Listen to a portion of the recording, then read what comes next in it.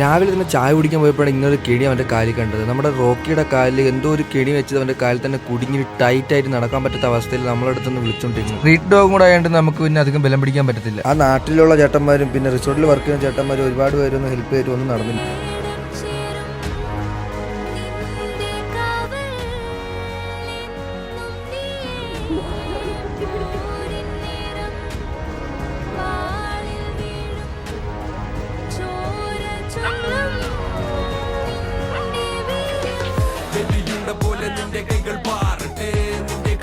വിളിച്ച അരമണിക്കൂറുള്ളിൽ തന്നെ നമ്മുടെ മൂന്നാറിലെ ഫയർഫോഴ്സ് ഉദ്യോഗസ്ഥരവിടെ എത്തി. കാണുമ്പോൾ ഭയങ്കര സിമ്പിളായിട്ട് തോന്നുമെങ്കിലും ഏകദേശം 1.25 മണിക്കൂറോളം പരിശ്രമിച്ചിട്ടാണ് ആ കമ്പി അഴിച്ചെടുത്തത്.